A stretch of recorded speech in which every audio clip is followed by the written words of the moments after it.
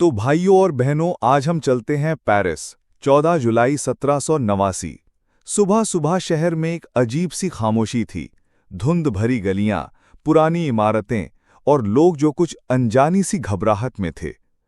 तभी एक अफवाह फैलती है। सुना गया राजा ने अपने ही लोगों पर गोली चलाने का हुक्म दे दिया है। ये बात बिजली की तरह पूरे शहर में फैल गई। चेहरे पे डर, आंखों में गुस्सा। लोग कहने लगे, मरना ही है तो लड़ के मरेंगे। शहर में हंगामा मच गया। लोग दौड़ने लगे, कुछ हथियार उठाने लगे।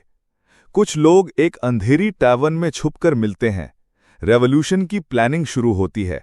लोहार लोहा पीट रहा है और लोग अपने घर को एक सेना में बदल रहे हैं। और फिर टाउन हॉल के बाहर जमा होती है जनता की सेना। झंडे लहराते हैं, नारा गूंजता है, आजादी, इनकलाब जिंदाबाद। अंधेरा कमरा था, सिर्फ मोमबत्तियों की रोशनी थी।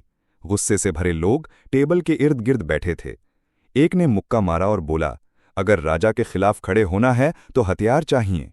प्लान बना, सरकारी गोदाम से हथियार लूट लेते हैं। मैप पर उंगली घूमी, हर गली तय हुई और फिर जनता निकल पड़ी, झंडे, बंदूक और जज्बे के साथ।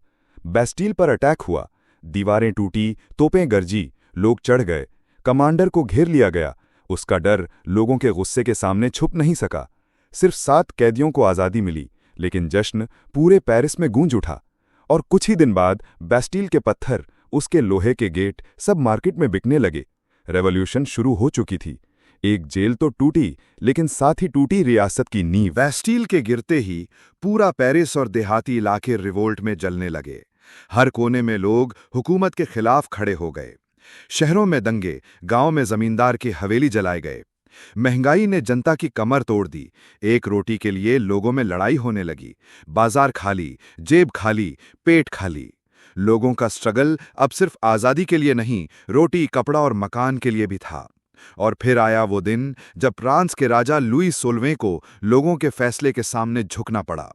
एक भीड़ के सामने एक ऊंचा मंच और एक गिलोटीन, और राजा का गला काट दिया गया।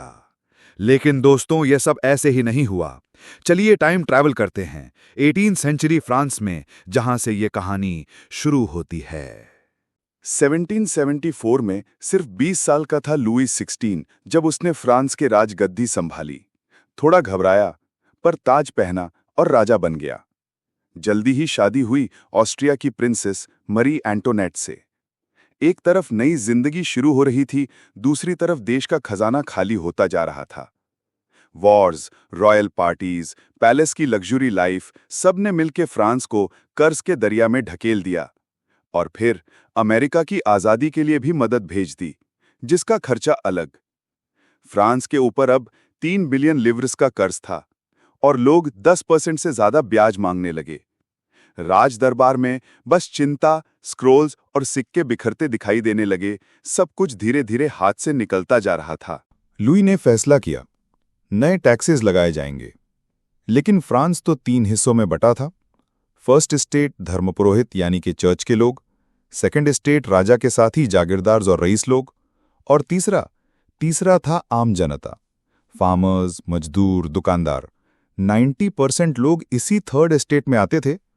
बाकी दोनों एस्टेट्स तो सुकून से अपनी लाइफ जी रहे थे। उन पर कोई टैक्स नहीं, खास लोगों के लिए सिस्टम अलग था। और थर्ड एस्टेट, रोटी पर भी टैक्स, नमक पर भी और टोबैको तक पे भी। हर सांस के साथ महसूस होता था कि ये सिस्टम सिर्फ अमीरों के लिए बना है।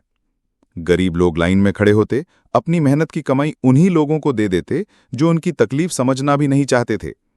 और राजदरबार बस देख रहा था, चुपचाप। फ्रांस की आबादी तेजी से बढ़ रही थी, लेकिन रोटी, कपड़ा और मकान सब पीछे छूट गए। गलियों में लोग भूख से टूटे हुए दिखते थे। घर के अंदर सिर्फ खाली बर्तन और थकी नजरें। थोड़े बहुत आंदोलन हुए, पर आवाज कमजोर थी, क्योंकि जनता के पास ना पैसा था, ना तालीम। हर तरफ एक बेचारी सी चुप्पी थी, जैसे सब कुछ सहने की आदत पड़ गई हो। पर इसी सन्नाटे में कुछ आवाजें उठीं। कुछ पढ़े लिखे लोग जागे, जो समझने लगे कि सिस्टम ही गलत है और अब समय आ गया है इसे बदलने का। एंशिएंट सिस्टम के हिसाब से जब भी राजा नए टैक्स लगाता था तो उसे एस्टेट्स जनरल की मीटिंग बुलानी पड़ती थी। पर सोचिए, आखिरी बार ऐसी मीटिंग 1614 में हुई थी। तब से लेकर अब तक लगभग 175 साल कोई आवाज नहीं, कोई बदलाव नहीं। तब मोनार्की का जमाना था, कैंडल्स और विग्स का राज था और राजा का कहना ही कानून होता था। लेकिन 1789 में जब फ्रांस के इकोनॉमिक हालत बिल्कुल ही बिगड़ गई तो लुई 16 को मजबूरन 5 मई को एस्टेट्स जनरल बुलानी पड़ी। फर्स्ट एस्टेट यानी क्लर्जी के 300 रिप्रेजेंटेटिव, सेकंड एस्टेट नोबिलिटी के भी 300 और थर्ड एस्टेट आम जनता के 600 लोग। सबसे ज्यादा लोग लेकिन सिर्फ एक वोट। इनजस्टिस ये थी कि हर एस्टेट को बस एक ही वोट मिलता था, चाहे पॉपुलेशन कुछ भी हो। और थर्ड एस्टेट जो कि फ्रांस की 90% पॉपुलेशन था, उसका ओपिनियन हमेशा इग्नोर होता रहा। जब उन्होंने प्रोटेस्ट किया, उनकी बात नहीं सुनी गई तो वो असेंबली हॉल से बाहर निकल गए और फिर उन्होंने बनाई एक नई नेशनल असेंबली। ऐसा पहली बार हुआ था जब आम जनता ने खुद के लिए एक पॉलिटिकल स्पेस बनाया था। 20 जून 1789 को थर्ड एस्टेट के लोग एक टेनिस कोर्ट में इकट्ठा हुए और वहां कसम खाई, जब तक एक नया कॉन्स्टिट्यूशन नहीं बनेगा हम नहीं रुकेंगे। इस नेशनल असेंबली के नेता थे मिराबो और एबे सिएज, जो जनता की आवाज बन गए। लेकिन उसी वक्त देश में भुखमरी बढ़ती जा रही थी। रोटी के लिए औरतें दुकानों से सामान छीन रही थीं। हालत इतने खराब हो गए कि आर्मी को बुलाना पड़ा। पर जनता अब डरने वाली नहीं थी। उन्होंने बस्तील का किला गिराया, सरकारी गोदाम लूट लिए और फिर एक और कदम बढ़ाया, उन सरकारी गोदामों तक जहां राशन, बारूद और ताकत छुपी थी। रिवॉल्यूशनरीज ने गोदाम के दरवाजे तोड़ा, अंदर घुसकर राशन और हथियार उठाए और जब बाहर आके उन्होंने टैक्स के कागज आग में जला दिए तो वो सिर्फ कागजों का दहन नहीं था, वो था एक पुरानी व्यवस्था का अंतिम संस्कार। राजा के पास अब कोई रास्ता नहीं था। आखिरकार उसने नेशनल असेंबली को रिकॉग्नाइज कर लिया। एक छोटी सी हाँ, लेकिन इतिहास बदल गया। कुछ ही दिन बाद बदलाव की आंधी चली। चर्च की जमीनें राज्य के कब्जे में आ गई। सालों का राज एक रात में खत्म हो गया। गांव के चौराहों पर एक नया नोटिस लगा, रिलीजियस टैक्स अब अबॉलिश हो चुका है। कुछ लोग खुश हुए, कुछ संकोच में पड़ गए। चर्च चुप था। फिर आया 1791 का कॉन्स्टिट्यूशन। पावर का एक नया डिजाइन, लॉ बनाने वाले, लॉ चलाने वाले और लॉ को जज करने वाले, 3 अलग अलग हाथों में। और राजा सिर्फ वीटो पावर के साथ छोड़ा गया था।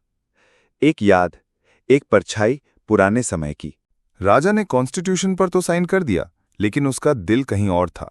चुपके से उसने दूसरे राजाओं से मदद मांगनी शुरू कर दी, एक छुपी हुई साजिश, ताकि अपना ताकत वापस ले सके। लेकिन असेंबली को शक हो गया और फिर फ्रांस ने ऑस्ट्रिया और प्रशिया के खिलाफ जंग का ऐलान कर दिया। देश भर में लोग जोश में आ गए। हर कोने से जवान आर्मी में भर्ती होने लगे, अपने देश के लिए, आज़ादी के लिए।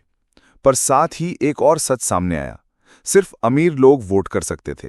गरीब लोगों के पास सिर्फ गुस्सा था। और इसी गुस्से से पैदा हुआ जैकबिन क्लब, जिसका लीडर था रॉबेस्पियर। ये लोग सच में बदलाव चाहते थे और 10 अगस्त को उन्होंने राजा के महल पर अटैक कर दिया। ट्यूलरीज पैलेस की दीवारें कांप उठी और आखिरकार राजा को गिरफ्तार कर लिया गया। साम्राज्य अब टूटने के कदम पर था। एक ठंडी और धुंध भरी सुबह थी। प्लेस डे ला रेवोल्यूशन लोगों से भरा था, लेकिन सब चुप थे।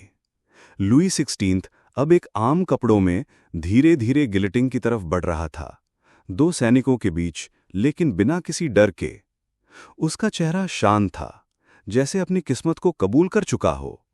जब वो सीढ़ियां चढ़ रहा था, आसमान में एक घंटी बजी और सारी आवाजें चुप हो गईं। माहौल में एक अजीब सा सन्नाटा था।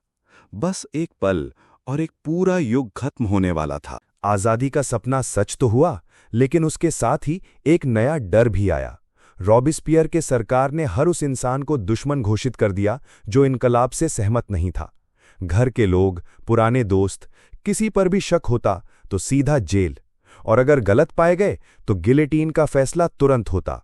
आज़ादी के नाम पर डर का राज था और सबके मन में सिर्फ एक सवाल था, कल किसकी बारी है। रॉबेस्पियर ने एक काम तो बहुत बड़ा किया, स्लेवरी खत्म कर दी।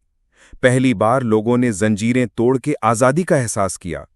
लेकिन इसी के साथ कुछ चीजें बिगड़ने भी लगीं। चर्चेस बंद होने लगे, धर्म को हटाकर एक नई व्यवस्था लाई गई। धीरे धीरे रॉबेस्पियर खुद एक तानाशाह बन गया। हर उस शख्स को दुश्मन घोषित किया गया जो इनकिलाब से सहमत नहीं था। जहां पहले लोगों ने आज़ादी मांगी थी, अब वही लोग डर के साये में जीने लगे।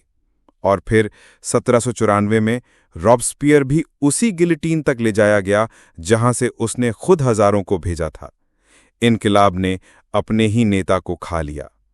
लेकिन उस अंधेरे में एक रोशनी भी थी। 1789 के बाद सेंसरशिप खत्म हो गई थी। अब कोई भी अखबार, किताब या नाटक बिना राजा की इजाजत के छप सकता था। आवाजों को आज़ादी मिल गई थी और विचारों को पंख। 1795 के नए कॉन्स्टिट्यूशन ने एक बार फिर गरीब लोगों को बाहर कर दिया। सिर्फ अमीर वोट कर सकते थे। देश में नई सरकार बनी जिसमें 5 लोगों की डायरेक्टरी थी, लेकिन वो लोग आपस में ही लड़ते रहे, एक दूसरे के खिलाफ साजिश रचते रहे। और इसी पॉलिटिकल खेओस का फायदा उठाया एक जवान और तेज दिमाग वाला सेनापति नेपोलियन बोनापार्ट। अपने सोल्जर्स के साथ वो पावर हॉल में घुसा, बिना डरे बिना रुके। सब स्टंड रह गए, समझ गए कि अब कमांड उसके हाथ में है। और सिर्फ कुछ सालों बाद 1804 में नेपोलियन ने खुद अपने सर पर क्राउन रखा और बन गया फ्रांस का एम्परर। एक सैनिक से सम्राट तक का सफर, और फ्रांस की तकदीर उसके हाथ में थी। तो दोस्तों, ये थी क्लास 9 हिस्ट्री फ्रेंच रेवोल्यूशन की पूरी कहानी, एकदम सिंपल और मज़ेदार तरीके से। अगर वीडियो पसंद आई हो तो एक लाइक ज़रूर ठोक दो, और हाँ, चैनल को सब्सक्राइब करना मत भूलना। बेल आइकन भी दबा दो ताकि अगली बार कोई इंपॉर्टेंट वीडियो मिस ना हो। अगर कोई डाउट हो या कुछ पूछना हो तो कमेंट में लिखना, मैं पर्सनली जवाब दूंगा। मिलते हैं अगले वीडियो में एक नए टॉपिक के साथ। तब तक के लिए take care and bye bye.